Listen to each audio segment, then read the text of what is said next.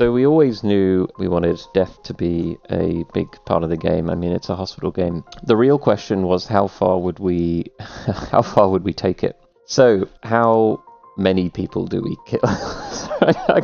It's fun, right, to see your patients burst into flames and melt into the floor.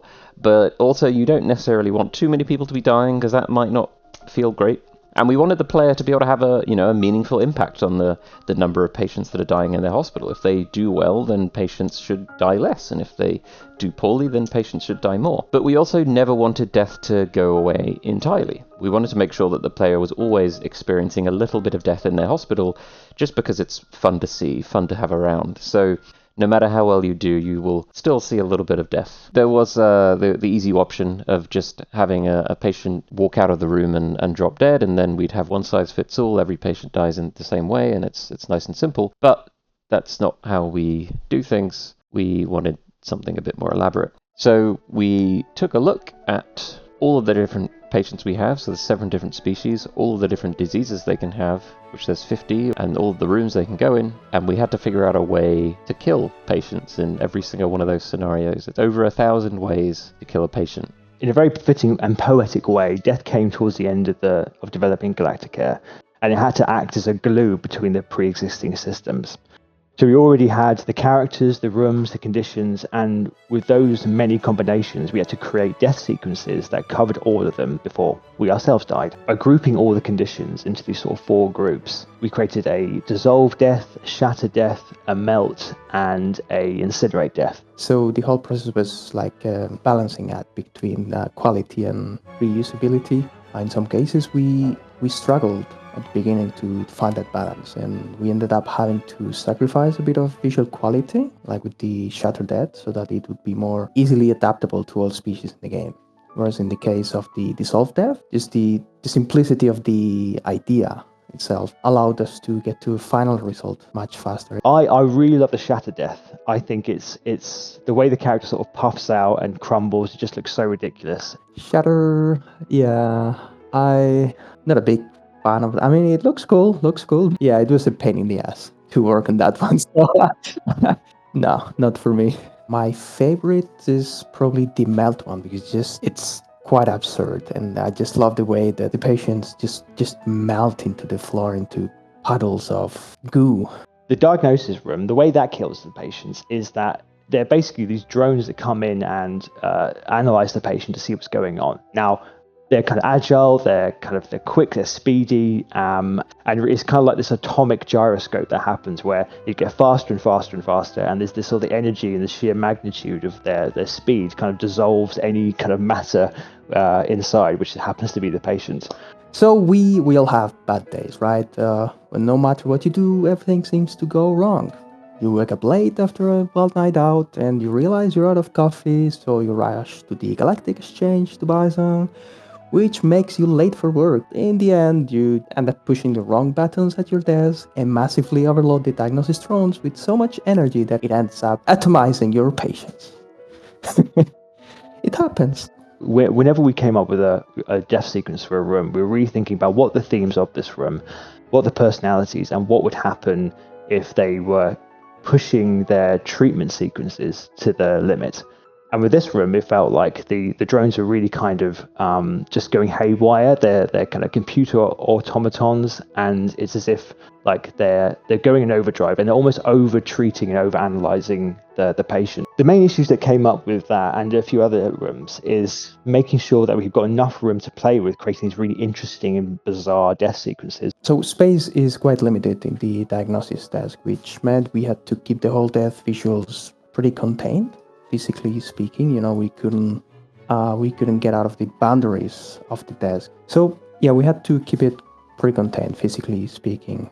But nothing was stopping us on the intensity front, however, so we went crazy with that. The speed and motion and kinetic energy was sort of erupting in front of them, and then basically kind of like undoing everything they were trying to treat. The skin lab is basically a giant evil scientist chemistry set gone wrong. Like I've always said, if you're going to play with hazardous chemicals, you're going to end up with seeing some bones. So that felt like the natural conclusion of this place. Chemistry is difficult. It's easy to make a mistake and mix the wrong amount of this compound or this other compound. So even the smallest mistake, the smallest error can have like fatal consequences. Relatively speaking, I think SkinLab was one of the more straightforward rooms in terms of that visuals, because we just cover the patient with liquid, right? And that liquid is opaque, which means once the patient is covered and you cannot see it anymore, we can just do whatever we want. If it all goes wrong, then really you're just going to melt away everything apart from your bones. And it felt like a really good opportunity to sort of show the bones we have for each of these characters. The bones felt such a natural thing. We already had these bones and skeletons that I'd created for each of the species, but this felt like a great opportunity to put them in and have them just sort of fall away, and Will creates this wonderful kind of motion where they just sort of fall like a pile underneath, and it just felt like it just told the story beautifully. It's not really so much about the prop itself, it's how wonderful the syringes moving up and down, the liquid, the pumping. I think that they're the style of the show. So the Drearium, we have 3 elements to the treatment. We have the doctor, we have the patient, and we have the brain, the big brain that sits in between the patient and the doctor. So this big brain, it's an alien life form with telepathic capabilities. I think the Drearium is naturally abstract and strange and ethereal and weird, and I think it's kind of way it should be. And basically, it goes from being Drearium to Nightmarearium, or whatever you want to call it, because the whole point being is this strange creature is used to facilitate looking into patients' minds and seeing their deepest, darkest thoughts. And the death sequence for Drearium is really like somehow this brain creature's lost control, and it panics, and both you can see it in the animation where both tentacles sort of go over to the patient, and it's as if like suddenly I've screwed this up, and trying to solve the issue in the last moments when it's almost as if the dream has got ahead of itself and taken over, but it's too late. And then this wonderful kind of ethereal dissolve animation happens, as if like the dreams become reality. It just sort of fades the patient away in a really dark way. The trickiest part about creating a death sequence for it was simply because it's a really abstract room. It's trying to do a lot. It's trying to make it clear that it's like more psychological based in terms of its treatment. It's doing it from the perspective of a weird sci-fi alien, and it's also trying to do the job of suggesting that this alien is looking into a person's mind and reading their thoughts and getting involved in their dreams. So with that, we had to create the story where, okay, how does this dream go wrong, and how can we communicate that? So we have rooms like projectile medicine, for instance. Projectile medicine is very, very straightforward, right? It's a big gun, and you shoot at the patients with it, and it's really easy to understand, and you can see what's going on. And when a patient dies, you see why, right? You use the flamethrower to treat a patient, and you overdid it. But in the Drearium, it's really confusing. The way that laser surgery kills a patient is that the drones, who have like these 2 sort of distinct personalities, are basically over-treating and going too far with their treatment process. These drones, that treat the patient, they have a personality of their own. Sometimes they play with the patients a little bit. Sometimes things just get out of hand. And then there's a wonderful moment where the more agile one accidentally turns, hits this sort of the more methodical one, which then falls into this hole, and it sort of like in an embarrassed way sort of retreats back into its home again. And it really goes back into sort of the theming of the rooms, and how in particular the laser surgery was about the sort of relationship between these 2 drones. The idea for this room was that these 2 drones would have very distinct personalities. You have this drone which feels or looks a bit calmer, and the other one is the one who performs the actual surgery on the patients and is a bit more impulsive.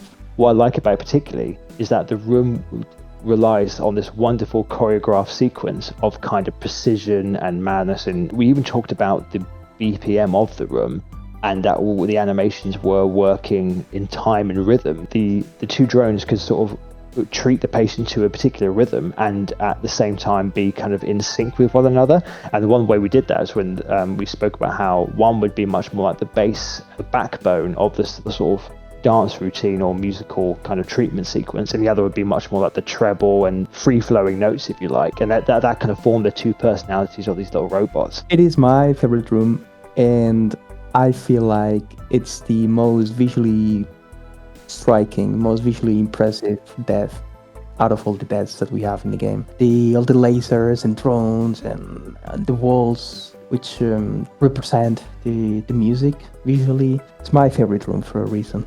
The treatment room that I really love the death sequence of is the general diagnosis one. I think what I like about it is that it's the beginning of the whole treatment process, and you go into this room which you go in, every condition has to go into. But what I love about the death sequence is that it's the erratic nature of these drones just forming this really wonderful, almost like firework display explosion effect, where it just really suits it.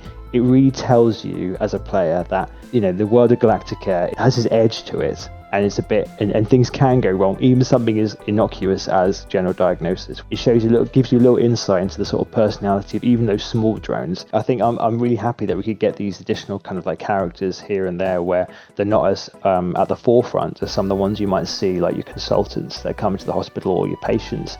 But you get these little small personalities which are almost in the corners of the game, like even when it can be some of the conditions that come in, and they've got their own little personality to them, or they're actually sentient parasites, or they're robots that are just doing some of the treatment stuff, and it adds this depth to the game where things are happening at different levels. So ultimately, there's a lot of things you can do as a player to keep your patients alive if that is what you wish to do. If you wish to see more death and make your doctors mad, don't level them up, don't do any research, make your patients wait a while before their treatment. All of these things will allow you to experience our wonderful death animations.